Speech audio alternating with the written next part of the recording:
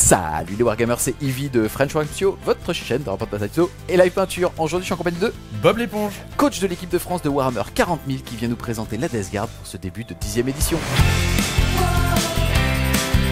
La Death Guard qui est l'armée hérétique Astartes de Nurgle, une qui a été mise en avant à la 8e édition de Warhammer 40 000 dans le cadre de Dark Imperium et qui est sans doute un des dieux les plus charismatiques ou en tout cas qui a le plus de succès au sein justement de l'univers de Warhammer 40 000. Toi, qu'est-ce que t'attendais du gameplay de la Death Guard et qu'est-ce que t'as aujourd'hui en ce début de 10e édition? le gameplay de la Death Guard est en fait un gameplay que beaucoup de gens qualifient comme mou. Mais en fait c'est le choix d'avoir un gameplay avec de la lenteur et la contrepartie qu'on a c'est un tanking extrême, c'est-à-dire des figurines très résilientes où l'adversaire devra mettre beaucoup de ressources en fait pour pouvoir les tomber. Ça c'est les deux premiers aspects, les aspects les plus connus. Et le dernier qui a surtout été développé pendant la V9, c'est cette capacité en fait à distribuer de la maladie, distribuer de la contagion. La générosité. Et la générosité, bien sûr toujours. Hein, Grand Papy Nurgle offrira toujours à ses sujets et à ceux qui n'ont rien demandé des menus plaisirs. Un aspect de contagion qui a été développé pas mal durant la V9 et que on attend à retrouver durant la V10, c'est-à-dire vraiment cette distribution de maladies qui va se traduire par des debuffs, par une attrition très très forte à courte portée. On parle souvent d'équilibrage aussi au sein de Warhammer 40 000 pour qu'un codex soit sympathique, agréable à jouer et aussi à affronter. Il faut qu'à l'intérieur de celui-ci, il y ait un équilibrage au sein des fiches d'unité et aussi qu'il y ait un équilibrage entre la Death Guard et le reste du monde. Toi, où est-ce qu'on t'en est sur ta lecture par rapport à ce début? À l'intérieur de cet index, il y a énormément de choses différentes et en fait, à l'exception de quelques datasheets, il y a pas mal de choses neuves qui donnent envie en fait d'être testées, d'être approfondies. Il y a des mécaniques qui sont neuves, on va pas mal jouer, on le verra après avec la contagion sur les objectifs. Donc il y a pas mal de choses très intéressantes qui donnent envie d'être explorées. Néanmoins, une fois qu'on a déroulé l'index, on se rend assez vite compte que par rapport aux aspects qu'on attendait sur le gameplay de la Death Guard, notamment la lenteur c'est respecté, le fait de donner des maladies c'est respecté, et là il y a un hic. C'est-à-dire qu'aujourd'hui, le design de la Death Guard a vraiment perdu en tanking. Je sais que ça a heurté beaucoup de joueurs Death Guard à la lecture de l'index. Donc c'est vrai que là, on n'a plus qu'une endurance majoritaire de +1, on va dire, par rapport à un Space Marine traditionnel. Néanmoins, on est sur les débuts de la version, donc on sait que Game Workshop est très attentif au retour. On sait que même sur l'équilibrage inter-codex et même intra-codex, il y a encore des choses qui vont bouger dans les semaines à venir. Donc effectivement, il y a ce manque au départ, mais est-ce que ça nous empêchera de jouer l'index, d'apprendre à découvrir la V10 avec, de se faire plaisir sur table en amical? Non. En compétitif, ce sera peut-être pas tout de suite, mais je pense qu'il vaut mieux qu'on parte avec un codex qui a peut-être moins d'armes, tu vois, au départ, et qui gagnera des buffs au fur et à mesure des patchs, plutôt que partir de l'autre côté où c'est souvent très frustrant d'avoir une armée clé en main qui fait beaucoup de choses et où on te prive de choses derrière. Pour illustrer tout ça, on va maintenant passer aux règles et vous allez voir qu'elles vont vraiment dans le bon sens par rapport à l'ADN de la Death Guard et ce qu'on attendait. Donc l'ADN en tout cas de cette armée est ultra respecté, comme pour beaucoup d'index, donc ça c'est très très chouette. On va avoir un niveau de règles qui sera les règles d'armée et ensuite on va avoir les règles dites de détachement. Alors ça pour l'instant c'est pas encore exploité parce que comme on est en version d'index, il n'y a qu'un seul détachement possible, mais demain on peut imaginer, j'en sais rien, par exemple le Terminus Est, c'est-à-dire celui de Typhus, pourrait clairement être représenté. La règle, elle, en tout cas, va s'appeler Bienfait de Nurgle. Si votre faction d'armée est la Death Guard, alors vous allez avoir une contagion. C'est-à-dire que chacune de vos unités, dépendamment du round de bataille, va avoir une aura autour d'elle qui va permettre de soustraire 1 à la caractéristique d'endurance des figurines des unités ennemies. Là on le découvre, round 1 ça sera donc à 3 pouces des unités ennemies, round 2 à 6 pouces et à partir du round 3 et c'est jusqu'à ce que mort s'en suive ou que le game s'arrête, ça sera alors 9 pouces des unités adverses. Alors ce qu'on peut remarquer déjà comme changement par rapport à la version précédente, c'est qu'en fait on a déjà gagné un tour. Avant on commençait à 1 pouce et là on vient d'en gagner un tour, pardon.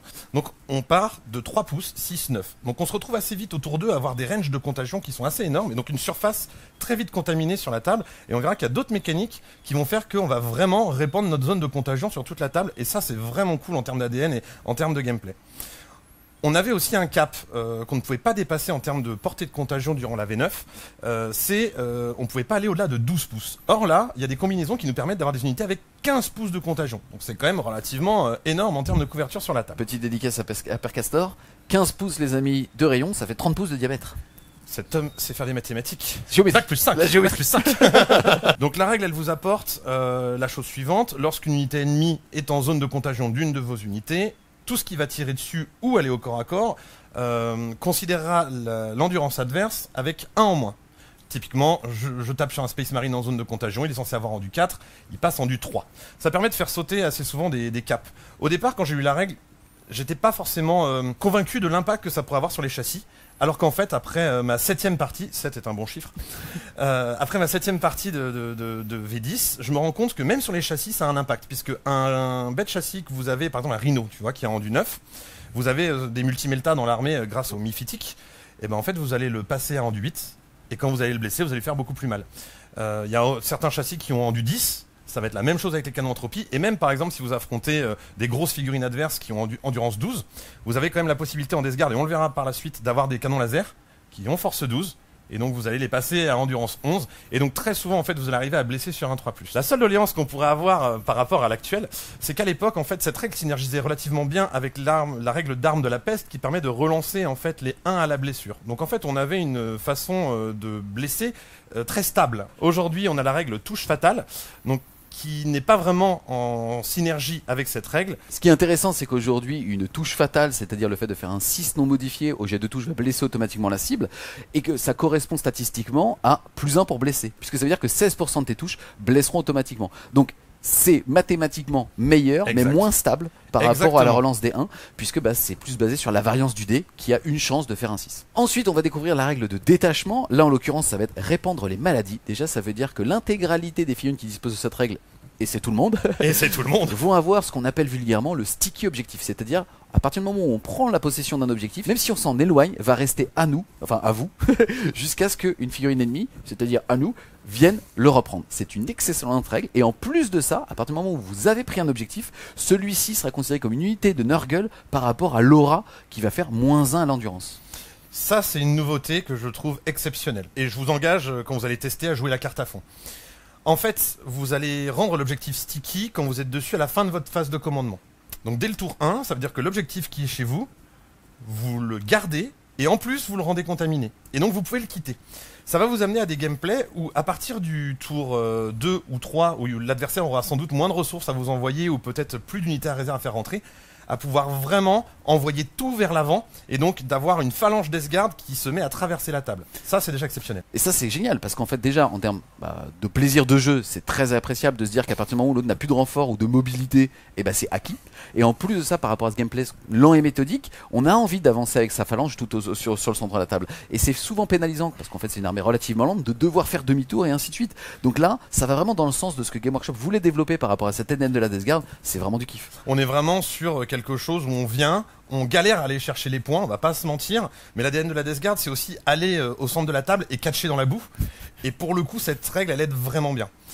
Attention quand même, il y a un verrou dans le sens où vous allez devoir être sur le point et le contrôler à la fin de votre phase de commandement. Donc ça veut dire qu'il va falloir au moins passer le tour adverse en entier dessus sans être contesté. Néanmoins, dans la règle, il y a quand même une petite spécificité, c'est que normalement à Warhammer 40 000, si on joue ensemble, pour contrôler un objectif, si pendant mon tour tu mets plus d'unités avec une somme de contrôle d'objectif supérieure au mien, tu récupères l'objectif à la fin de la phase. Cette règle dit que ce sera à la fin du tour.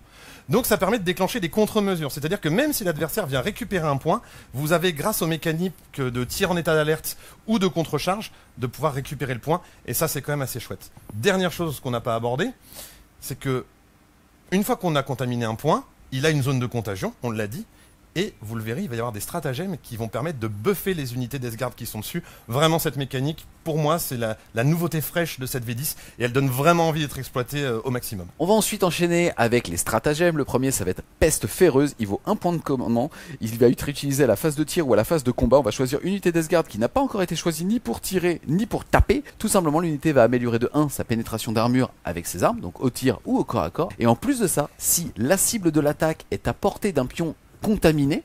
Donc en zone de contagion. Exactement, ça veut pas dire qu'il est sur l'objectif parce que ça peut aller jusqu'à 12 pouces potentiellement. Alors à chaque jet de blessure critique que le joueur Death Guard fera, c'est-à-dire un 6 à la blessure, la pénétration d'armure sera augmentée encore de 1. On peut arriver à des combos assez intéressants et enflammer les statistiques avec ce stratagème. C'est sans doute un des meilleurs du set. Ça marchera vraiment beaucoup avec les flammeurs. Vous verrez, la Death Guard a sans doute les meilleurs flammeurs du jeu. Mais vraiment, avec souvent des anti-infanterie 4 ou des anti-infanterie 2, ignore cover, souvent qui ont un minimum de PA-1.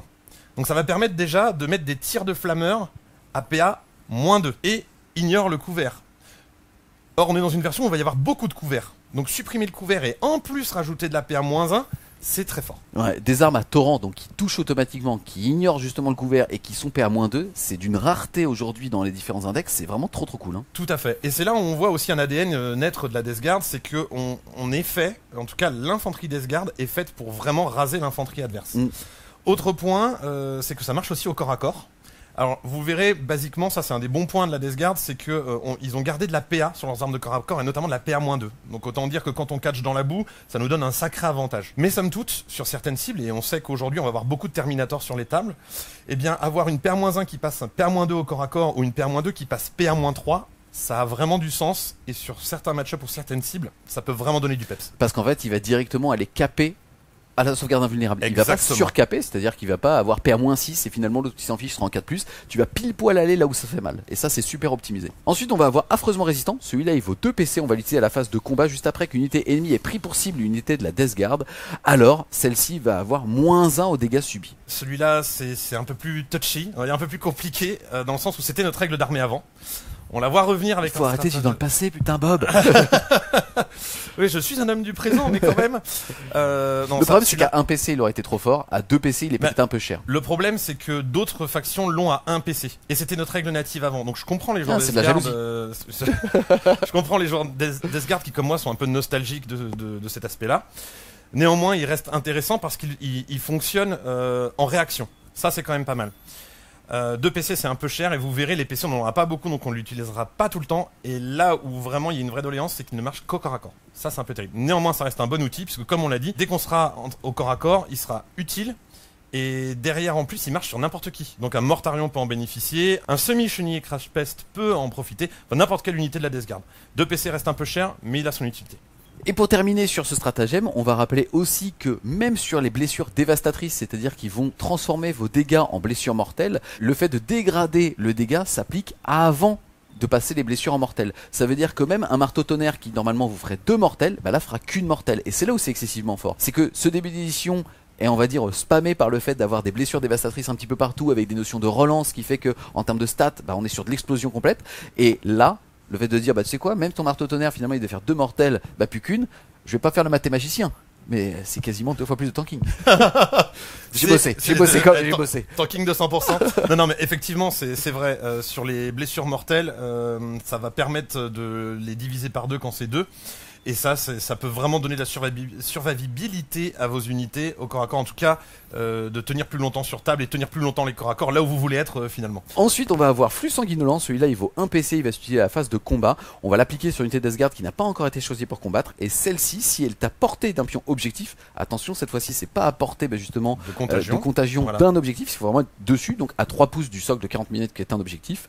Alors cette unité va hériter de touche soutenue 1, c'est-à-dire que sur un jet de touche critique, normalement de 6, elle fera une touche supplémentaire. Et si l'objectif est alors infecté, alors ça sera touche soutenue 2, et ça veut dire que pour un jet de touche de 6, en tout cas un jet de touche critique, ça sera pas une mais 3 touches. Exactement. Alors celui-là en fait, il est encore, comme on le disait tout à l'heure, dans l'ADN de la Death Guard, on va jouer sur les objectifs, faire de la garde tranchée, catcher dans la boue, et en plus, quand c'est infecté, c'est d'autant mieux pour nous. Il a vraiment la possibilité de pouvoir éclater les statistiques, notamment avec un personnage qu'on verra après, qui est le Biologus. Il est très utile et c'est un des stratagèmes qu'on utilisera le plus avec la peste féreuse. En fait, on le voit là sur tous ces stratagèmes, on a besoin d'utiliser du PC pour vraiment mettre des gros uppercuts à l'adversaire sur les objets. Pour moi, c'est un des plus utiles de très loin. Ensuite, on va avoir le don de décrépitude qui vaut 1 PC, ça va s'utiliser à la phase de commandement sur une unité Death Guard de votre armée. Alors, la figurine va récupérer T3 PV perdus et en plus de ça, si celle-ci était dans l'aura d'un objectif qui avait été contaminé, c'est le terme ? Contaminé, infecté. Infecté, oui, mais ça dépend. Est-ce que l'infection n'est-elle pas une bénédiction en soi ? J'ai envie de te dire. Alors, elle regagnera directement 3 points de vie. C'est un bon stratagème qu'on utilisera plutôt occasionnellement, pas tout le temps, mais ce qu'il faut noter c'est que ça va permettre de redonner des points de vie à tous vos châssis et à Mortarion. Moi déjà ça c'est plutôt plaqué or, j'ai envie de dire. Et puis on voit, on l'a vu sur un des stratagèmes précédents, on voit que Game Workshop veut qu'on aille jouer sur des objectifs et qu'on aille les infecter. Qu'on ait vraiment ce gameplay sur table, et ça va dans ce sens, je trouve que c'est un bon outil. Ensuite, on va voir le stratagème Bilpu qui vaut 1 PC, on va l'utiliser à la phase de tir. On va sélectionner une unité ennemie qui serait à portée de contagion d'une unité de la Death Guard, et alors toutes les figurines Death Guard qui vont tirer dessus vont hériter de la règle lourde, c'est-à-dire que s'ils ne se sont pas déplacés, ils auront alors +1 pour toucher, et en plus ça, ignore le couvert. Alors, c'est très fort, somme toute. dans le cadre où vous n'allez pas avoir de seigneur de la virulence. On le verra plus tard, mais ils ont des aptitudes un peu qui sont clones. Néanmoins, il y a pas mal de cas de figure où vous allez pouvoir mettre en place cette synergie, et ça pourra synergiser avec les chenilles Crash Pest, et surtout avec une unité qu'on va revoir, petit spoiler sur ce qui va se passer derrière, mais une unité qu'on va revoir qui est le Predator. Ça fera plaisir aux vétérans comme moi de pouvoir ressortir cette iconique unité des années 2000. Et donc ça peut vous apporter vraiment une grosse puissance de feu, et comme on l'a dit tout à l'heure, ignorer le couvert sur cette version, c'est vraiment pas mal. Donc un bon outil qu'on n'utilisera pas tout le temps, mais somme toute, il est dans la boîte à outils et de temps en temps on le sortira. Yes, faut rappeler encore une fois, aujourd'hui, déjà les figurines qui ont une sauvegarde de 2 ou de 3 ignorent le couvert quand on leur tire dessus avec des armes qui sont par exemple à PA 0, mais aussi que de toute façon comme ils sont apportés Dora, ils auront aussi moins d'endurance native. Exactement. Il faut vraiment à chaque fois qu'on pense que quand on va regarder une datasheet et qu'on va regarder la force, faut se rappeler qu'il y a de grandes chances que cette unité ait moins d'endurance tout le temps. Ensuite, on va avoir le dernier stratagème qui est l'iconique nuage de mouche. Celui-là, il vaut 1 PC, on va l'utiliser à la phase de tir adverse. Juste après que cette unité ait déclaré ses cibles, alors une unité de Death Guard va pouvoir avoir la règle discrétion, c'est-à-dire qu'elle aura -1 pour être touchée. Celui-là est sympathique. On avait tendance à beaucoup utiliser un équivalent durant la version précédente.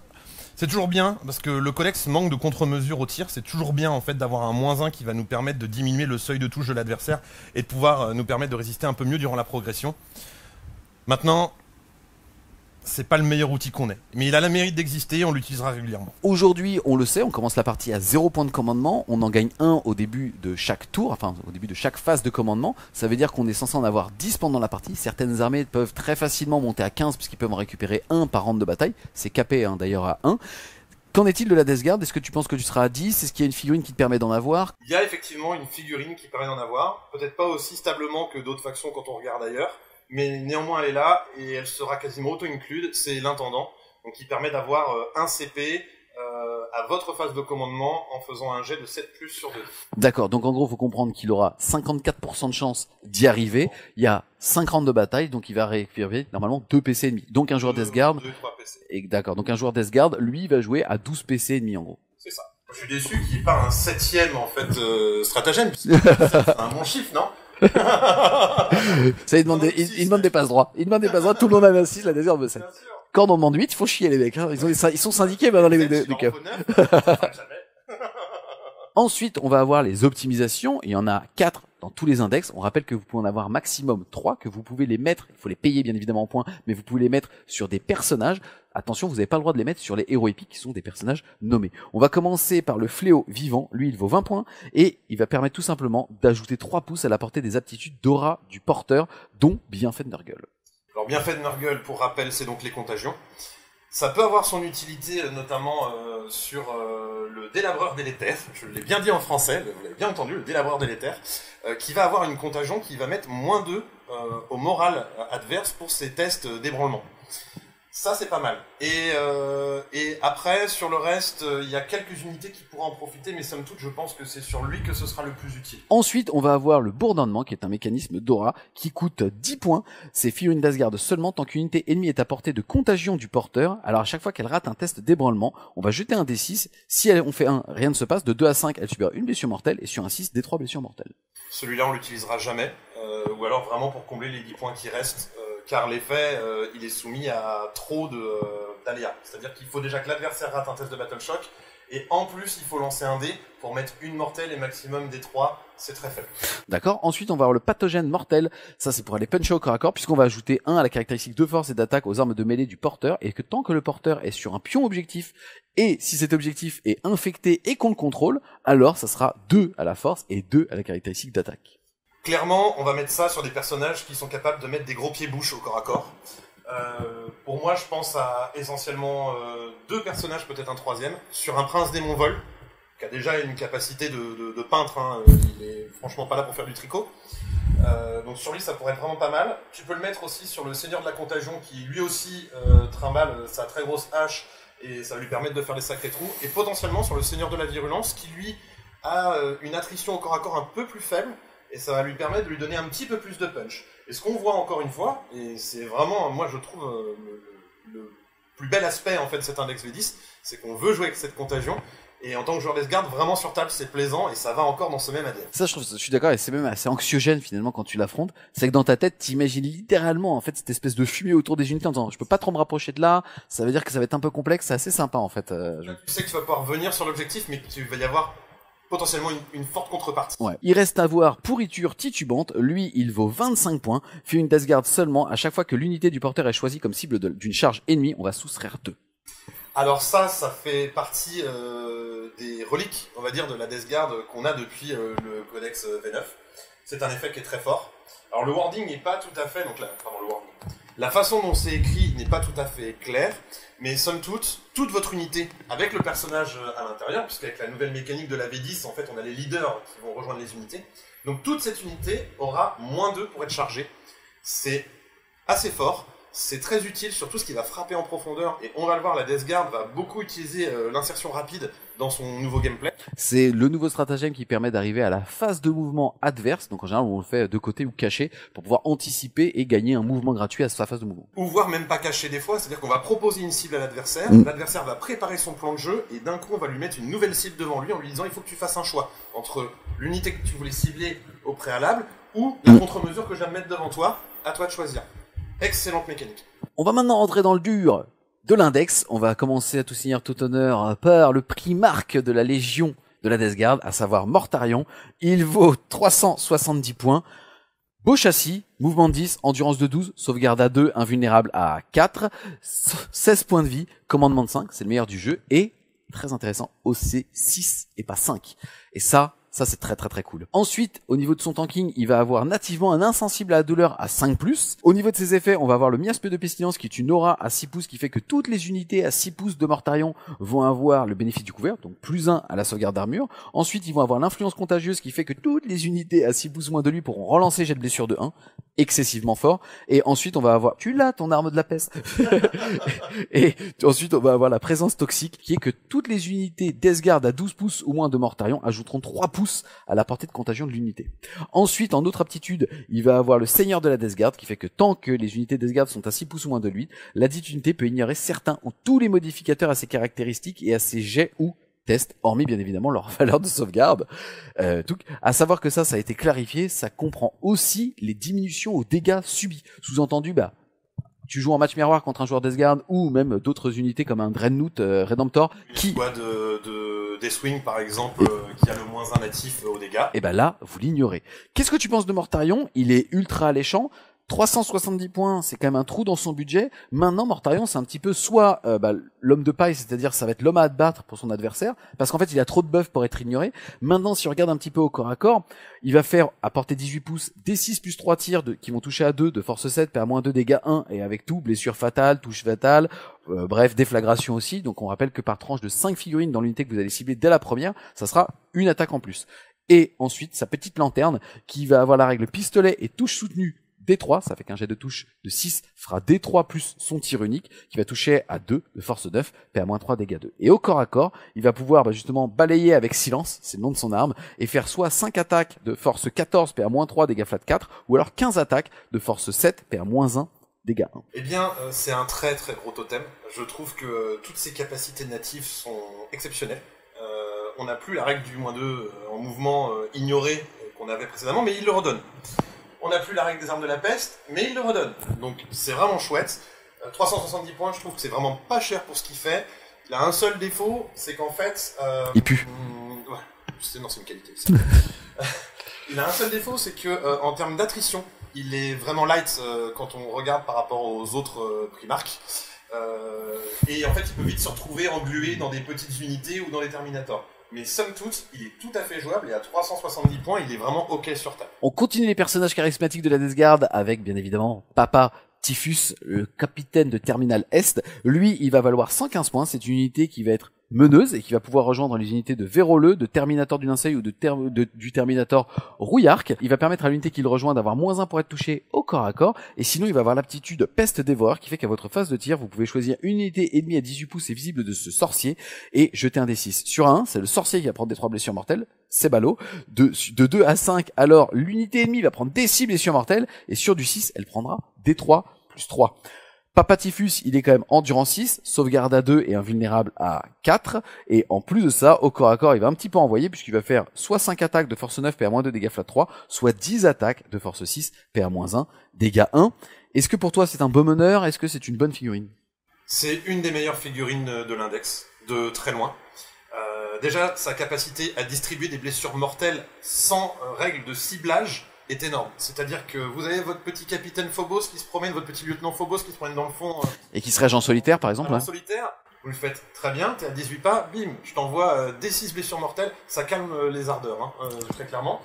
Il tape quand même comme un sourd, et là-dessus il est très bien. Sa capacité native ne marche que au corps à corps malheureusement. Mais au moins elle existe, et donc pour aller catcher dans la boue, encore une fois, ce sera pratique. Et 115 points, j'ai envie de te dire. Alors, sur les véroleux, dans un paquet de 20, on le verra plus tard, mais en fait, sa capacité à envoyer des blessures mortelles va permettre de remonter des véroleux.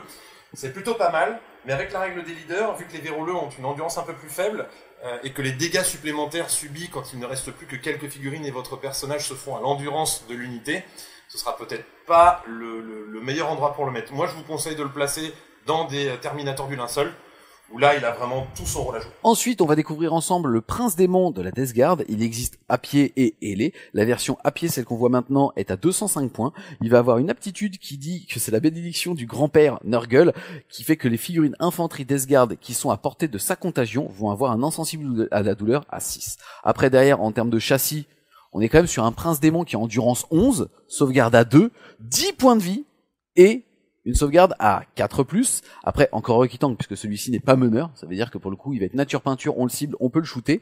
Derrière, il a un commandement de 6 et surtout, il est au C3.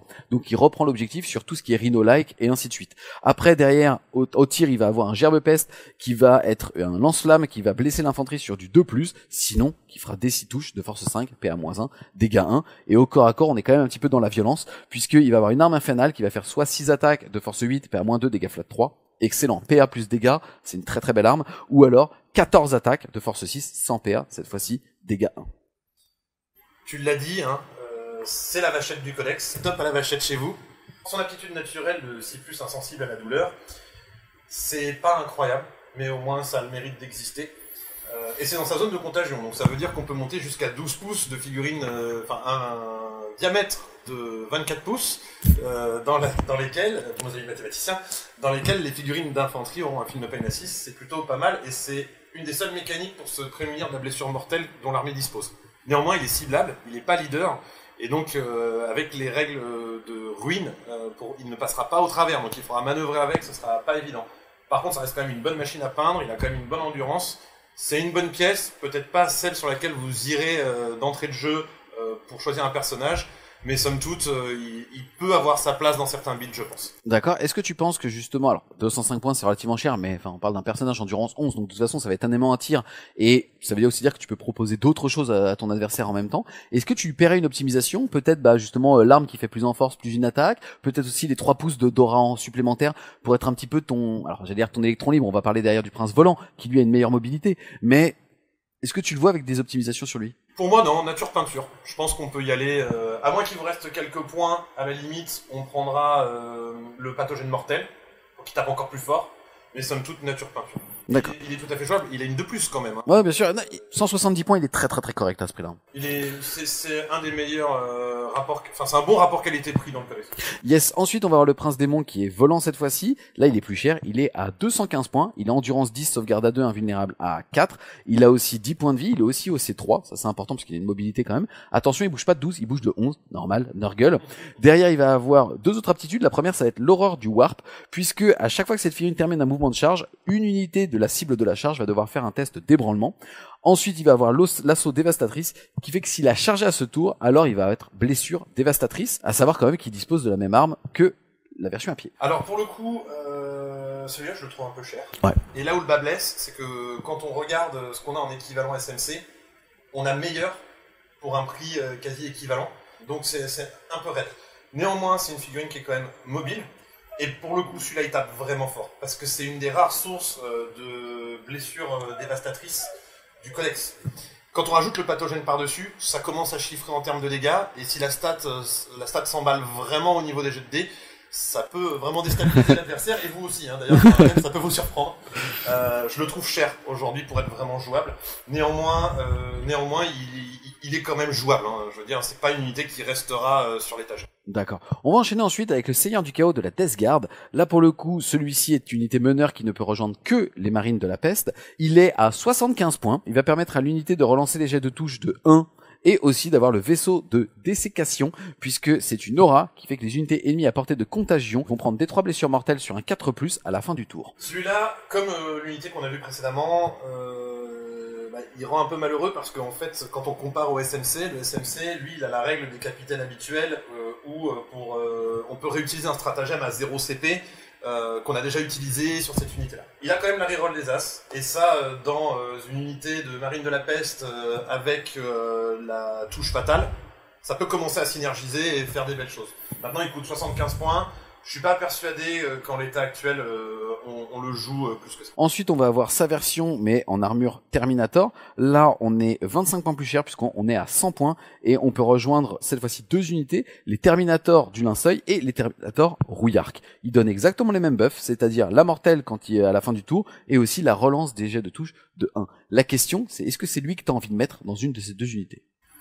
Non, je pense qu'on a de meilleurs QG à côté qui vont synergiser mieux, et en fait on retrouve les mêmes lacunes que le précédent. Ensuite, on va avoir une pépite, le Seigneur de la Virulence. Lui, il vaut 115 points. Il va pouvoir rejoindre une unité de Terminator Rouillarc ou de Terminator du Linceul. Il va donner à cette unité la full relance des jets de blessures au tir, et aussi le bombardement bactériologique qui fait que tant qu'une attaque d'une Fearing Death Guard amie avec la règle déflagration cible l'unité visible de ce petit gars, alors elle va ajouter 1 à ses jets de touche et ignore couvert. Très très très bonne règle. C'est clairement un de vos meilleurs QG et vous allez le jouer très très souvent. Déjà, on le verra plus tard, mais les Terminators font partie des meilleures unités aussi du Codex. Il a son utilité dans les 2 unités, que ce soit avec les Terminators Rouillarc, qu'on va plutôt avoir tendance à équiper avec du tir, notamment avec des armes combinées et avec des armes lourdes. Ça permet de relancer l'intégralité des blessures, donc ça donne une très grosse fiabilisation à l'unité. Ça, c'est déjà chouette. Ça marche aussi avec les Terminators du Linceul, puisqu'on se souvient, ils ont leur petit gantelet Giclopeste, et donc ça va pouvoir permettre déjà de frapper, tirer avec les gantelets Giclopeste, et donc de maximiser en fait la saturation dont on va disposer, mais aussi de pouvoir faire du tir en état d'alerte au corps à corps, puisqu'aujourd'hui le tir en état d'alerte il marche avant la charge ou après. Donc ça veut dire que, prenons l'exemple d'un Drukhari qui me charge, met des shrouds, j'active mon tir en état d'alerte, et là il se retrouve avec 6 des shrouds qui crachent chacun un tir de flammeur au corps à corps, qui vont donc avec la règle de contagion blessé à 2+, full relance. Pour le coup, il est vraiment très bien dans les Terminators. Autre point, et qui est quand même très intéressant, c'est qu'il va permettre de fiabiliser l'artillerie, fiabiliser les dégâts, notamment sur les chenilles Crash Pest et sur cette figurine iconique, le Profanateur. On passe ensuite au Seigneur de la Contagion qui peut rejoindre les Terminators, donc ceux du Linceuil et ceux Rouillarc. Il vaut 100 points. Il va permettre à l'unité qui la rejoint de faire full relance des touches au corps à corps, et aussi virulence abondante qui est qu'à la phase de combat, à chaque fois qu'il va perdre un PV sur un 4+, il va distribuer une blessure mortelle. Et après c'est une petite figurine qui est quand même rigolo parce qu'il a quand même que d'une arme de corps à corps, mais il a un mode gros ton et il a un mode balayage puisqu'il va faire 5 attaques de force 8 PA-2 dégâts 3 ou 10 attaques de force 5 sans PA dégâts 1. Aujourd'hui c'est une figurine je pense qui a pas trop sa place, dans le sens où si elle rejoint les Terminators du Linceul, il touche déjà à 2, donc je suis pas sûr qu'on ait vraiment besoin d'avoir une full reroll. Et les Terminators Rouillarc, eux, ont un très bon set de tir. Donc je pense qu'on aura plutôt envie de mettre un Seigneur de la Virulence que de mettre cette figurine. Dernier point, en fait, sa capacité ne marche que sur un 4+. Donc c'est un petit peu dommage, c'est quelque chose qu'on connaissait déjà avant et qu'on utilisait pas. Ouais, c'est du bonus quoi. On va enchaîner ensuite avec le sorcier. Le sorcier n'existe maintenant que en armure Terminator. Il peut rejoindre les 2 escouades de Terminator qu'on n'arrête pas de citer. Il va avoir le sort Vitalité Putrescente qui est que au début de la phase de combat, il va pouvoir choisir une unité ennemie à 18 pouces et visible de lui. On va jeter un dé. Sur un 1, c'est le Psycheur qui va prendre des 3 blessures mortelles. Et sur un 2+, à chaque fois que l'unité qui a été ciblée par le Psycheur, alors jusqu'à la fin de la phase donc de corps à corps, alors l'unité aura -1 à sa caractéristique de dégâts. Il n'est pas précisé ici que jusqu'à un minimum de 1, mais bien évidemment, on ne peut pas faire des dégâts 0 à Warhammer 40 000. Sinon, ça n'aurait pas de sens. Et puis, nous, on peut même stacker, on peut même cumuler les malus pour aller jusqu'à moins 2. Ensuite, il va avoir le familier pestilent qui fait tout simplement qu'une fois par bataille, il va être capable d'ajouter 2 à ses caractéristiques de force et de dégâts. Tu penses quoi de la magie, en tout cas pour la Death Guard? C'est-à-dire que là, t'es sur le sorcier, il y a d'autres sources de psy, hein, mais qu'est-ce que tu penses de lui dans une unité de Terminator? On rappelle qu'on peut avoir que un meneur, voire 2 dépendamment des armées ou des personnages, mais lui, ça sera un seulement. Alors, il y a 2 points, 2 questions en une, que tu viens de me poser, Julien. La première, c'est qu'est-ce que je pense de la magie globalement dans la Death Guard? Je trouve qu'on a des bons sets de magie. En fait, on retrouve toute cette partie ADN de contagion, puisque notre magie va permettre de donner pas mal de malus, d'en distribuer énormément, qui ne marche certes qu'au corps à corps, mais somme toute, pas mal de malus qui sont intéressants. Des -1 pour blesser, là on retrouve le -1 dégâts iconique de notre armée qu'on peut redispenser sur une unité. On aura aussi le -1 pour être touché, on l'a vu avec Papatifus. Donc c'est vraiment pas mal. Maintenant, le sorcier Terminator, c'est une des super bonnes surprises de cet index. Déjà, son pouvoir est quand même très intéressant au corps à corps. On a dit qu'en plus, ça permettait de réduire les blessures dévastatrices, donc potentiellement les sources de mortels qu'on va pouvoir se prendre au corps à corps, c'est très bien. Il ne coûte que 80 points, et je pense qu'il est même presque sous-pressé. En plus de ça, il a quand même une létalité au tir, puisque maintenant, les sorts de dégâts sont considérés comme des armes de tir, qui est assez impressionnante. Tu sais quoi, je vais dire que la partie à risque. il va faire 2d6 tirs, qui vont toucher à 3, de force 6, PA-2, dégâts 1, plus une arme combinée, mais c'est surtout pour ce sort où il risque de surprendre. Oui, et puis en plus tu peux combiner avec le familier, et aller encore plus loin dans les dégâts, puisque je crois qu'on atteint un palier de flat 3, donc ça commence à piquer fort. Non, c'est vraiment une très très bonne pièce, qui donne envie d'être jouée, 80 points, c'est donné, et en plus, pour terminer, cerise sur le gâteau de pu, il va déclencher pour 80 points l'aptitude native des Death Shroud, donc des Terminators du linceul. Et ça, c'est chouette. On le verra tout à l'heure, c'est tout simplement le fait d'avoir -1 pour être blessé, quoi. Ensuite, on va avoir les semeurs répugnants. Lui, il vaut 75 points. Il peut rejoindre les marines de la peste. Il va avoir comme première aptitude le don de contagion qui fait qu'à la phase de tir, il va pouvoir choisir une unité ennemie et visible à 18 pouces de lui, jeter un D6 comme d'hab sur un 1, il prendra des 3 blessures mortelles et sur un 2+, alors jusqu'à votre prochaine phase de tir, l'unité aura -1 pour blesser au corps à corps. Ensuite, en deuxième aptitude, il va avoir retombé pestilentiel, tout simplement à votre phase de tir. Après que cette unité a tiré, on va pouvoir prendre une unité qui aurait été blessée par son vent de peste, et si celle-ci est infanterie, alors elle aura -2 à son mouvement, à ses avances et à ses charges. C'est un bon outil. En fait, comme j'ai dit tout à l'heure, le psy fait très mal en Death Guard, et là on est sur un psy lance-flamme. Donc dès que vous allez faire nativement des tirs dans une portée de 12, et dès que vous allez être en tir en état d'alerte, ça va faire mal. Le souci qu'il y a, il y en a 2 sur cette pièce-là, c'est qu'il ne peut rejoindre que des marines de la peste, et on verra, il y a d'autres meneurs qui peuvent rejoindre les marines de la peste avec qui il va rentrer en concurrence. Ça, c'est le premier point. Le deuxième point, c'est que son attitude de retombée pestilentielle, en fait, pour mettre des malus au mouvement et à la charge, ne marche qu'à 12 pouces. Et donc c'est un peu tard en fait. Ensuite on va avoir le délabreur délétère, c'est pas la première prise. C'est un nom sympa celui-là. Il vaut 60 points, il peut rejoindre les marines de la peste. La particularité c'est que lui occupe une demi-place de leader, donc on pourra en mettre un deuxième de ce type, en tout cas pas que lui mais un deuxième, on va dire de demi, dans une unité. Il va donner vitalité écœurante qui fait que tant que cette figurine mène une unité, alors on va pouvoir lancer les jets d'advance et de charge, et aussi la cloche sonne qui est une aura, qui fait que tant qu'une unité ennemie est à portée de contagion de cette figurine, alors à chaque fois qu'elle fait un test d'ébranlement ou de commandement, elle aura -2 à ce test. Alors pour le coup, en version précédente, on le jouait pas. Il était plutôt resté dans la mallette ou sur l'étagère. Là, il donne envie d'être joué. Parce qu'il apporte une fiabilité sur les jets de charge. Donc on peut très bien imaginer d'avoir une escouade de marines de la peste avec un délabreur qui arrive en attaque de flanc, et donc de pouvoir relancer sa charge à 9, ou même avoir un peu plus de mobilité sur table. Ça, c'est déjà pas mal. Et surtout, son aptitude qui donne -2 au test de commandement, dans une version où, pour scorer, il faut que ta valeur de contrôle objectif ne soit pas à 0. Mettre un -2 pour forcer l'adversaire à rater son test, ça peut avoir une aptitude. C'est peut-être pas le premier des virions que vous allez prendre, parce que dans les marines de la peste, il y a plusieurs personnages qui sont en concurrence, mais celui-là il donne vraiment envie d'être joué, et quand je l'ai testé, je me suis vraiment amusé avec, et ça fait plaisir. On va enchaîner ensuite avec la pépite, le corrupteur Nidoru. Il est même moins cher puisqu'il n'est qu'à 55 points. Déjà, bon, au tir, il va avoir un lance-peste qui à 12 pouces va être infanterie de plus pour blesser, ignore le couvert et torrent, donc touche auto. Donc il va faire des 6 touches de force 7, PA-2, dégâts 2, c'est excellent. Et comme si ça ne suffisait pas, il va avoir la puanteur putréfiante qui est que tant que cette figurine mène unité, elle va avoir l'aptitude combat en premier. Ce combat en premier, c'est une des meilleures règles qu'on a aujourd'hui, puisqu'on rappelle, quand vous chargez, vous héritez de combat en premier, mais que en cas d'égalité de priorité à la phase de combat, c'est le joueur adverse qui commence. C'est-à-dire que déjà, si personne n'a chargé, c'est le joueur adverse qui commence, et même si vous avez chargé, cette unité tapera quand même avant vous. C'est excessivement fort. En tout cas, c'est très bien. Alors après, ça va dans une unité, attention, qui est pas non plus la meilleure au corps à corps, mais qui va faire la diff en fait justement par rapport à ça. Il y a énormément de tricks de jeu qui est de se dire, écoute, tu sais quoi, vas-y, je suis sorti de mon rideau. En face de moi, j'ai qu'une unité de corps à corps.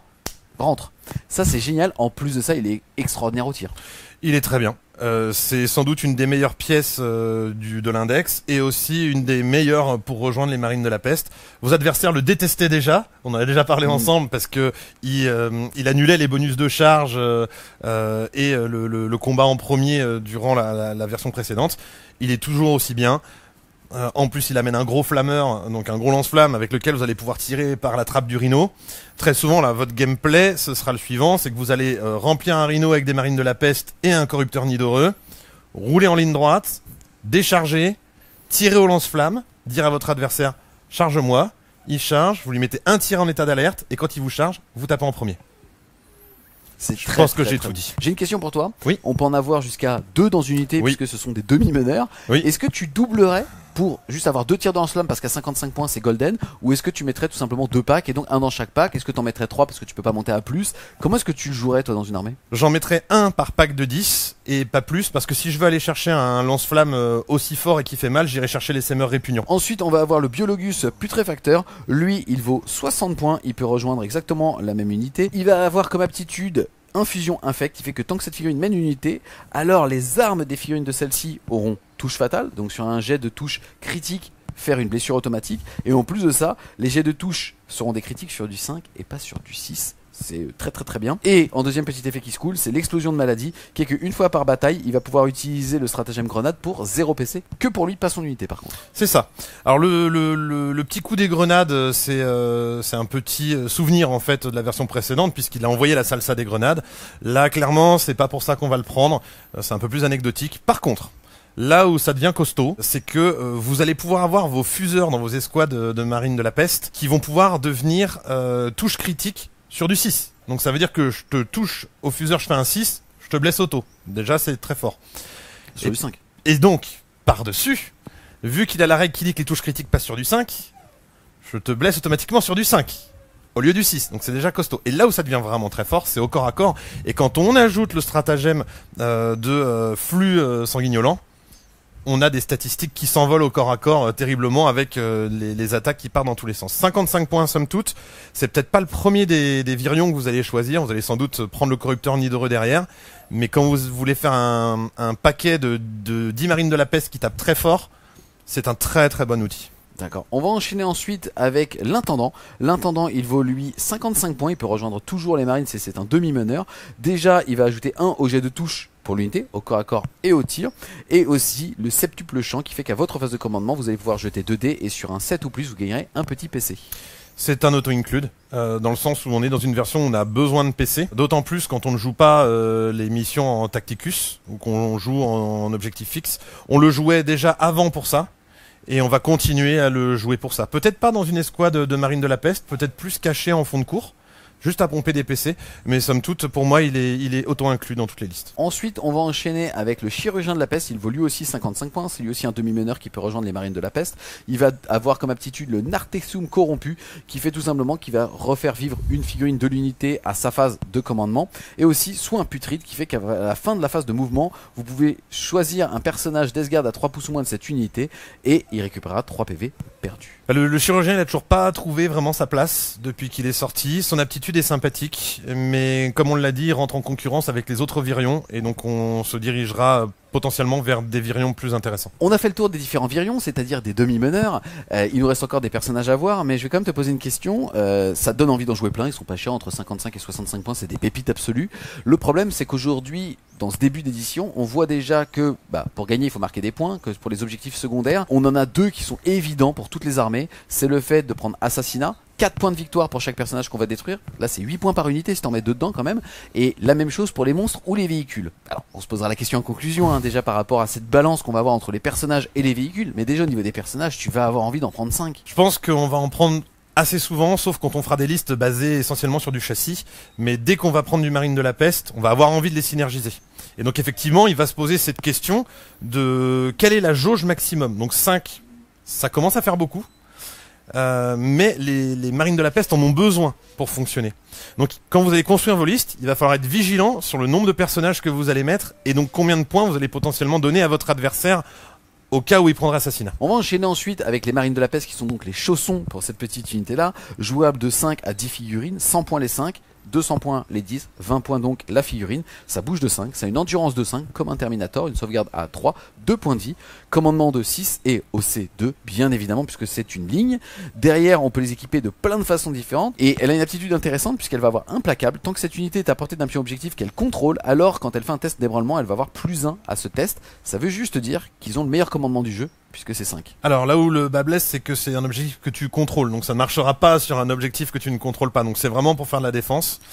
On voit que Game Workshop a envie qu'on joue les plagues marines, dans le sens où c'est la seule unité du codex qui a un OC de 2. Ils ont quand même la possibilité d'avoir un sacré paquet de lance-flammes, puisqu'on peut avoir 2 gerbes peste, 2 rots de peste par paquet de 10. En tir en état d'alerte, ça envoie quand même. Petite doléance qu'on a perdu le fléau, c'était vraiment une des sources d'attrition de l'escouade de Marine de la Peste. Mais maintenant on a les lames bubotiques qui sont très bien, qui ne remplacent pas mais qui sont un bon palliatif en tout cas. Là où c'est compliqué, c'est qu'en fait à l'heure actuelle dans la létalité du jeu, ils tiennent pas le terrain. Donc il faudra absolument les jouer en rhino, avec un corrupteur et peut-être un biologus. Aller se déplacer, descendre, mettre des coups de lance-flamme, donner la possibilité à l'adversaire de charger tout en sachant ce qu'il va obtenir. C'est peut-être pas l'unité qu'on jouera le plus aujourd'hui, peut-être qu'on ira plus vers les Terminators pour un coup équivalent. Néanmoins, en amical, ils sont vraiment super chouettes à jouer. Il nous reste à voir un petit personnage, ça va être le Porticone de la Death Guard. Lui, il est à 55 points, il peut rejoindre toujours l'unité de Plague Marine, enfin de Marine de la Peste. Il va avoir comme aptitude l'icône immonde qui est que tant que cette figurine mène une unité, alors elle va avoir +1 à son contrôle d'objectif. C'est-à-dire que les Marines de la Peste pour 100 points, c'est 15 sur un objectif quand même. C'est ça. C'est très bon. Ensuite, très bon. Il va avoir semé la maladie puisque lui, une fois par bataille, il va être capable de dire à sa phase de mouvement que sa portée de contagion est de 12 pouces. Là où je trouve que le bas blesse, avant que tu puisses justement en parler, c'est que pour beaucoup d'index, c'est directement inclus dans le coût d'une unité. On pense pas, alors c'est souvent des Terminators par contre, mais on pense aux Terminators des Chevaliers Gris, on pense aux escouades de commandement, eux ils sont nativement au C3, puisqu'en fait justement ils ont une bannière au sein de l'escouade. Là toi il faut que tu payes 55 points. Peut-être que c'est directement pas payé dans l'escouade de Marines, mais tu rajoutes un souci à l'assassinat. Déjà tu rajoutes un souci à l'assassinat, il rentre aussi, comme on l'a dit, en compétition avec les autres choix qui vont rejoindre les Marines de la Peste. Moi j'étais un peu surpris quand j'ai vu cette datasheet, parce que je m'attendais à ce que ce soit une option payante en fait dans les plagues marines. Ça n'est pas le cas. Est-ce qu'on va le jouer? J'en suis pas sûr. On enchaîne ensuite avec une autre unité mais qui n'est pas ligne, ça va être les cultistes de la Death Guard. Ils sont jouables 10 ou 20 figurines. On est seulement à 55 points les 10, donc 5,5 points la figurine et 110 points les 20.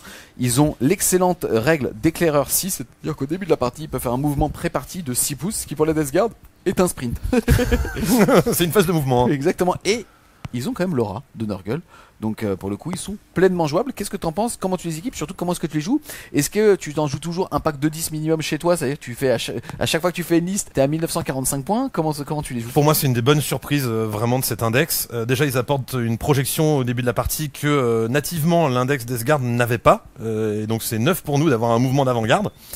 Il a même fallu que je lise les règles de pré-bataille pour être sûr de savoir comment ça se joue, parce que je l'avais jamais joué jusqu'ici. Quand on joue en Tacticus, c'est vachement bien, parce que quand on va tirer certaines cartes qui vont vous demander de contrôler un objectif dans le No Man's Land, ou de faire des actions à un endroit bien spécifique, ça va leur donner déjà un tour de projection. Donc ça c'est vraiment pas mal. Et puis dans le pire des cas, s'ils meurent au tir indirect, c'est 55 points qui disparaissent, ça changera pas la partie. Comment je les équipe derrière? Très simplement, armes de corps à corps, pistolet, c'est plus on va dire des bodies, plus des corps en fait qu'on va envoyer à un endroit pour faire du scoring ou faire des cordons. Franchement, ils sont bien. Ils vont être mis en comparaison avec les véroleux, les fameux Poxwalker, qui eux sont jouables 10 à 20, mais on est à 60 points les 10, soit 6 points par body, 120 points les 20. Derrière, ils ont pas de sauvegarde, enfin, ils ont une sauvegarde à 7, mais nativement, ils ont un insensible à la douleur à 5, et nativement, ils vont avoir la petite une malédiction de la vérole ambulante qui font qu'à chaque fois qu'ils détruisent une unité qui n'est pas un monstre ou un véhicule, alors une des figurines de véroleux peut être ramenée à la vie, et il est précisé, comme tu nous l'as dit tout à l'heure, quand on regardait la fiche technique de Typhus, que quand Typhus utilise la peste dévorante, alors ça compte comme les personnages qui pourraient revenir. C'est un peu une déception pour moi cette datasheet. Les véroleux, c'est quelque chose d'iconique. Tout le monde se souvient de l'armée de renom Terminus Est qui aura traumatisé des gens. Et là, ils se retrouvent avec un OC1. Leur capacité de rip-up des unités, bah, ça marche quand ils tuent des choses au corps à corps, ils touchent à 5. Avec une force 3. Donc autant dire que ça va plutôt être compliqué. C'est un chausson pour Typhus, pour que lui justement puisse avoir des PV tampons et faire revenir. Par exemple, mais comme on l'a vu tout à l'heure, on mettra plutôt Typhus préférentiellement dans les Terminators du linceul. Par contre, ils ont quand même une capacité qui est intéressante, c'est qu'ils ont le Feel No Pain à 5. Et donc, on aura plutôt tendance à s'en servir de cordon, d'avoir un cordon de 10 en fond de cours qui va vous servir d'écran, donc pour pouvoir ceinturer votre ligne arrière et donc éviter que l'adversaire vienne frapper en profondeur à l'intérieur.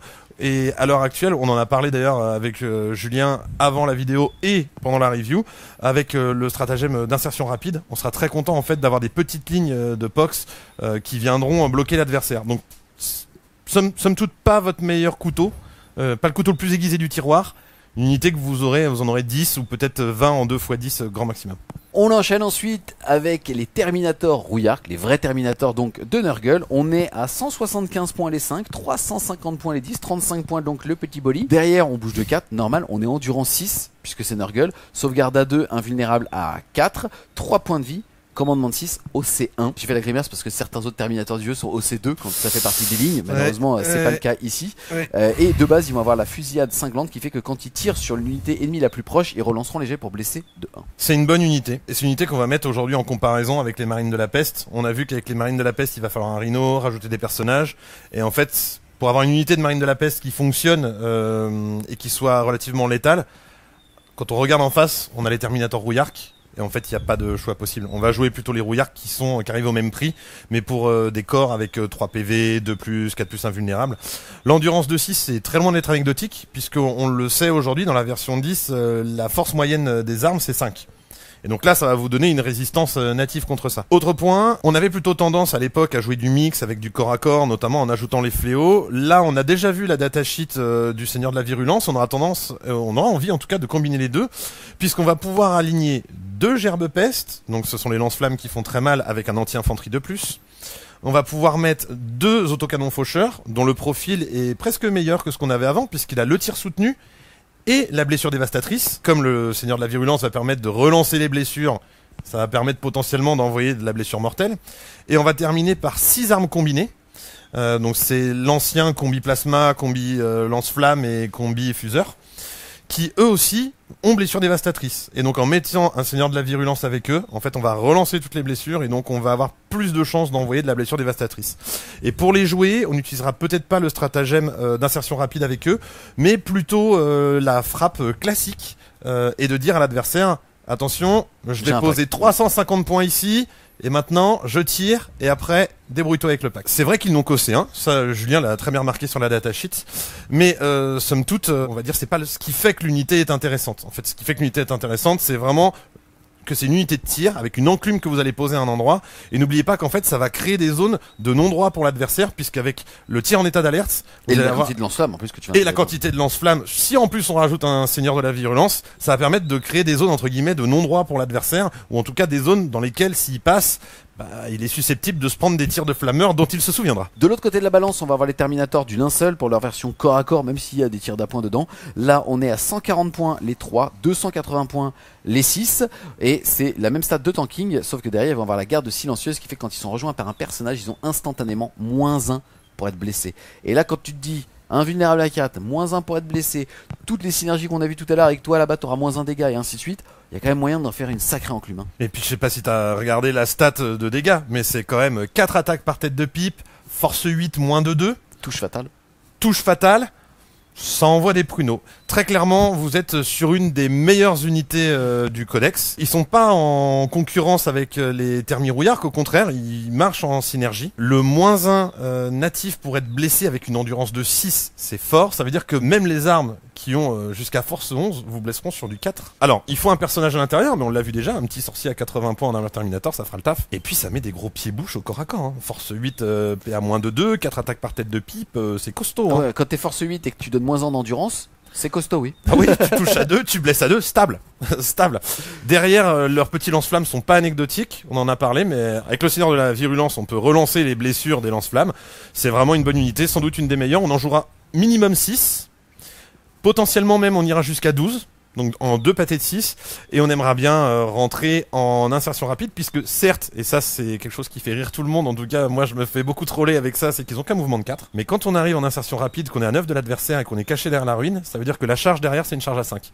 Et là, quand c'est les Terminators du linceul qui arrivent, ça fait beaucoup moins rire d'un coup. On enchaîne ensuite avec le Metabrutus qui, lui, tout comme tous les Dreadnoughts, vu son point relativement augmenté, il a 155 points. Maintenant, il a endurance 9, sauvegarde à 2. Et derrière, il va avoir une aptitude assez intéressante qui est imprégnée de bienfaits de Nurgle, puisque à chaque fois que cette figurine est choisie pour tirer ou combattre, après qu'elle a fini toutes ses attaques, on va choisir une unité qui a été touchée, pas forcément blessée, juste touchée. Et celle-ci sera considérée comme étant à portée de contagion au regard des autres unités jusqu'au début de son prochain tour. Le profil est un peu cher, néanmoins son aptitude est quand même très utile, et en plus ça va permettre de synergiser avec tout ce qui est arme lourde dans notre armée, et notamment avec les semi-chenillés méphitiques, pour arriver à faire descendre en fait le seuil de blessure qu'on aura à faire. On passe ensuite aux rejetons du chaos. Ils sont jouables uniquement par 2 à 75 points, ça bouge de 8, ça a une endurance de 5, 4 points de vie, une sauvegarde à 4, nativement un insensible à la douleur à 5, et ils ont surtout une régénération qui fait qu'au début de la phase de commandement de chaque joueur, une figurine de cette unité va récupérer jusqu'à 3 PV perdus. C'est une des datasheets les plus attrayantes de l'index. Parce que ça bouge de 8. Oui, c'est 2 fois plus que ce que tu connais. Et parce qu'elles sont sexy les figurines. Chelou. Ça traverse les murs, faut quand même le dire, hein, parce que c'est de la bête, donc ça traverse des ruines. Somme toute, c'est un bon châssis, c'est une petite unité. Un poil cher, certes. Je pense qu'elle mérite 5-10 points de moins, mais somme toute qui va permettre de faire des secondaires, comme par exemple purifier les objectifs. Enfin, bon, purifier en Deathguard, plutôt souiller les objectifs, je dirais. Et puis qui va permettre aussi d'offrir du ceinturage. Et de temps en temps, une petite riposte intéressante pour aller finir un personnage qui serait un peu trop téméraire, parce que ça bouge quand même de 8, et ça met des bons pieds-bouches au corps à corps. On va enchaîner ensuite avec une belle unité, qui sont les semi-chenillés méphitiques. C'est donc les petites coccinelles, elles sont jouables de 1 à 3, 115 points pièces, donc 345 points les 3. Maintenant, ça bouge de 10, ça a une endurance de 9, une sauvegarde à 3, une invulnérable à 5, 10 points de vie, et c'est OC3. C'est un beau châssis, et ils vont aussi avoir l'aptitude chasseur de chars qui fait qu'ils vont avoir plus 1 pour blesser quand ils ciblent un véhicule. C'est votre meilleur chasseur de monstres et de véhicules du codex, de très loin. Ils ont une force limitée. Première lecture, on se dit ok, force 9, ça va être un peu juste. En fait, avec le plus 1 pour blesser, c'est très fort. Même ce qui a endurance de 12, vous allez le blesser à 4. En plus, c'est un bon body, donc c'est bien tanky, et ça se déplace vite.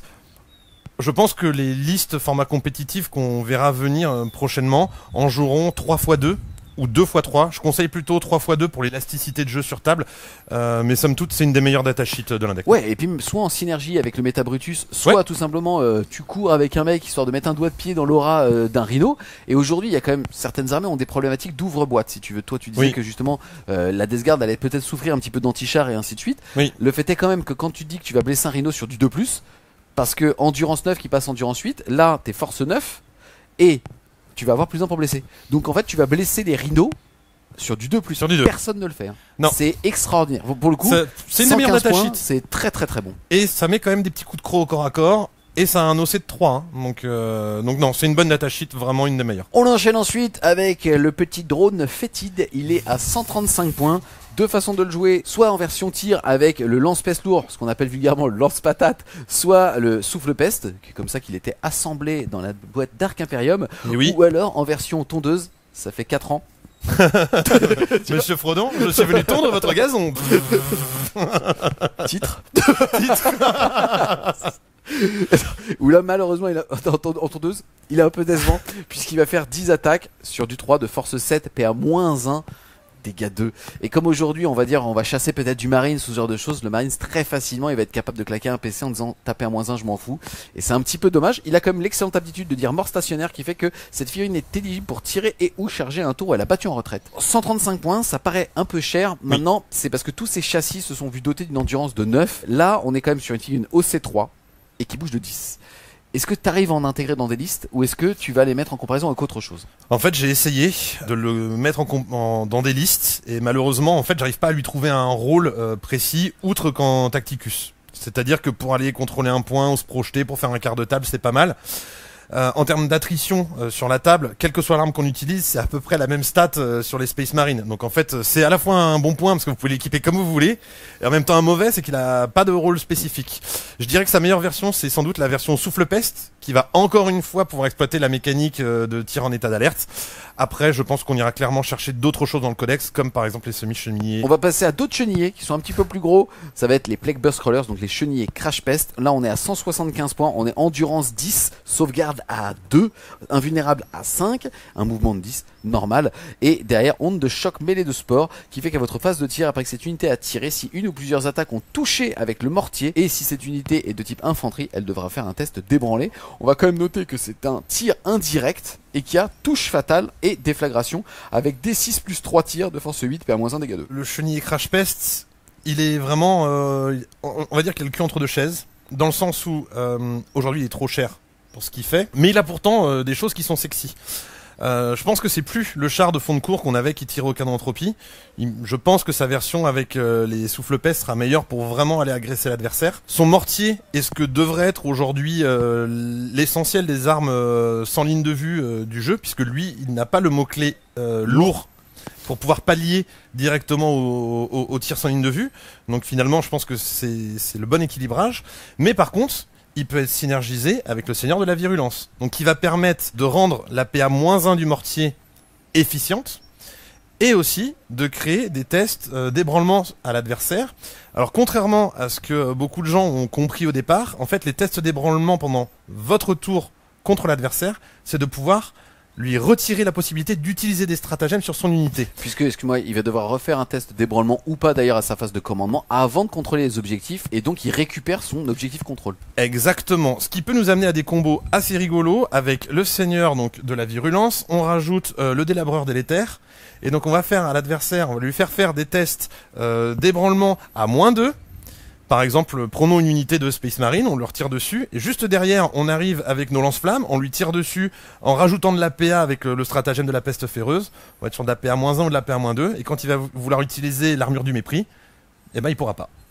Et donc en ça, c'est une bonne unité. 175 points, un peu cher, mais on verra ce que le futur lui réserve. On enchaîne ensuite avec l'iconique Land Raider de la Death Guard. On est pour le coup là que à 250 points, ça bouge de 10, endurance 12, sauvegarde à 2, 16 points de vie, OC5, commandement de 6, rampe d'assaut qui fait que après avoir bougé, il peut quand même débarquer et faire charger l'unité qu'il y a dedans, donc c'est le meilleur moyen de tremplin pour la Death Guard. Et derrière, il peut avoir 12 figurines à l'intérieur de celui-ci et les Terminators occupent donc 2 places. Franchement, il est sexy. C'est une des unités qui me donne envie de le jouer. Je l'ai pas encore testé, mais j'y vais. Pour le coup, 250 points, c'est ok. Par rapport à la lenteur inhérente de l'armée, on va utiliser beaucoup les châssis, notamment les rhinos, pour protéger les marines de la peste et les emmener où on veut, et les Land Raiders pour pouvoir déplacer nos Terminators. Je pense qu'on aura très envie de le remplir avec 6 Terminators du linceul, histoire de profiter pleinement de la capacité de la rampe d'assaut.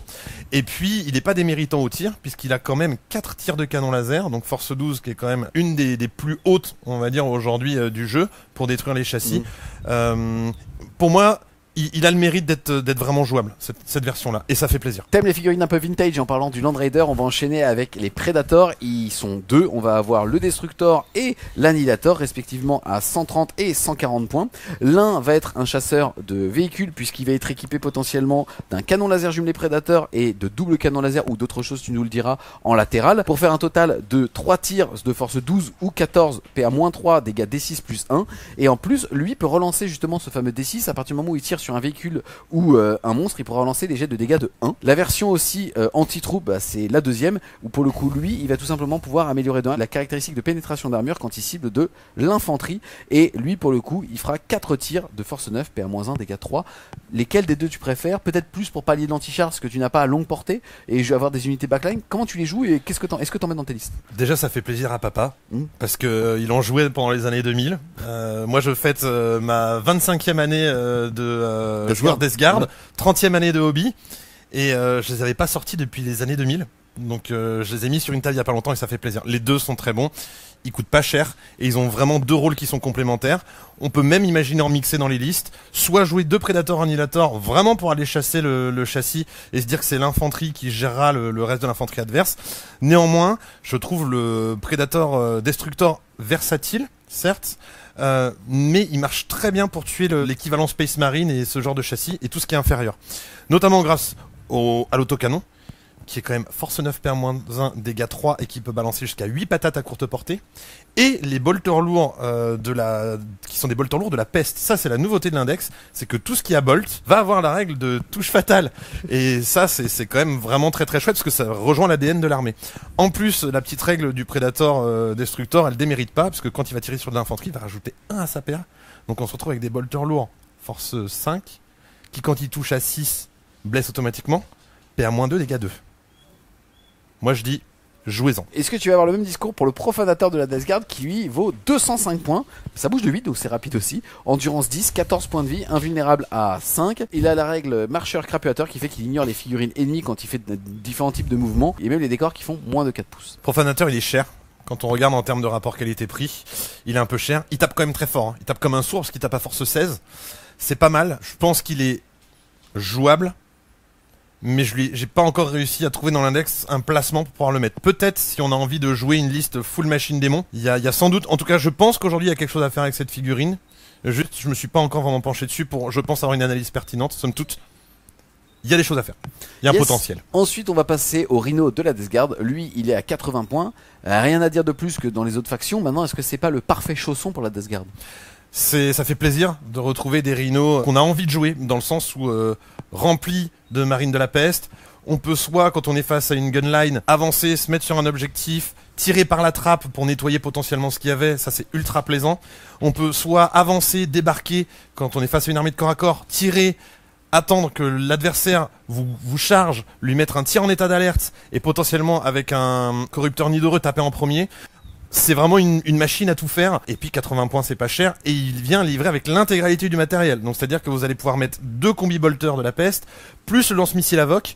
Et en fait c'est des petites touches comme ça qui ont l'air de rien, mais qui potentiellement s'additionnent à votre attrition au fur et à mesure, sachant que tous les châssis sont comme ça, hein, et ça c'est la bonne nouvelle. Et donc en fait vous allez saturer de plein de petits tirs à courte portée, yes. Ça c'est fort. On a fait le tour les Wargamers de ce qui va faire le sel de Papy Nurgle avec les stratagèmes, les règles, les améliorations et aussi les datasheets. Clairement en termes d'ADN le contrat il est pleinement rempli. Franchement quand on voit les règles d'armée ça donne envie de jouer, ça donne envie de jouer contre aussi. C'est super anxiogène d'une partie, c'est à dire que putain il va falloir que j'y retourne parce que lui il est plus là, mais il s'est mis à moins de 9 pouces, je vais pas être capable d'aller reprendre son objectif alors qu'il y a personne dessus, c'est con. Bref ça c'est très sympa, on a des très belles datasheets. On a envie de jouer son primarque et beaucoup de personnes vont chez Nurgle parce qu'elle a la figurine de Mortarion. Donc ça c'est plutôt pas mal. Maintenant faut s'y être lucide, on est dans un univers en guerre, on est dans un début de version qui est très létal et ça va un petit peu on va dire contrebalancer l'idée du tanking qu'on se fait de Nurgle. Et on attend peut-être une forme de rééquilibrage de la part de Game Workshop pour que cette armée soit jouable contre toutes les factions et pas seulement contre celles qui ne sont pas dans le top tier. On est clairement pas sur le couteau le plus aiguisé du tiroir. On est même plutôt sur un couteau rouillé, mais est-ce que c'est pas l'ADN de l'armée finalement? C'est vrai qu'aujourd'hui, en termes d'échelle de puissance, on est plutôt sur le bas. Néanmoins, on est sur un début de version. On sait qu'il y a des choses qui vont être modifiées. On sait qu'il va y avoir de l'équilibrage qui va être amené. Et cette Death Guard, elle donne envie quand même d'être jouée sur table pour découvrir les mécanismes de la V10, s'approprier vraiment cette mécanique d'infection d'objectifs, vraiment aller fouiller le gameplay au maximum et s'approprier les nouvelles datasheets. Est-ce que c'est un mec que tu considères un débutant? Oui, parce que la mécanique est relativement simple. On n'est pas sur 1000 choix à avoir, on est sur une mécanique et une dynamique relativement simple. Il y a une prise en main de l'armée qui est quand même assez rapide, et puis surtout, et avant toute chose, il y a un charisme incroyable. Les figurines en termes de modélisme, il y a de quoi s'éclater, il y a énormément de détails, ça c'est chouette.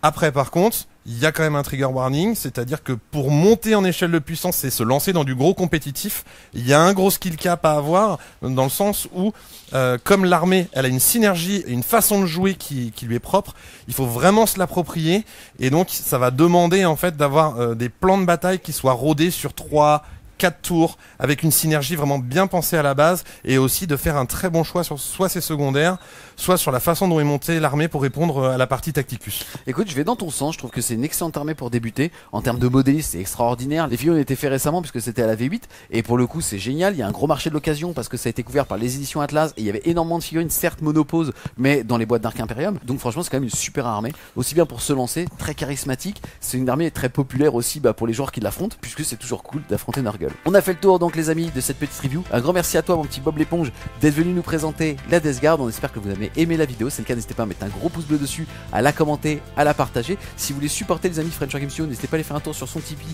Le lien sera en description. Et on a besoin de vous pour acheter de l'enchant pour vous brûler Nurgle. Et nous on vous dit à plus les Wargamers.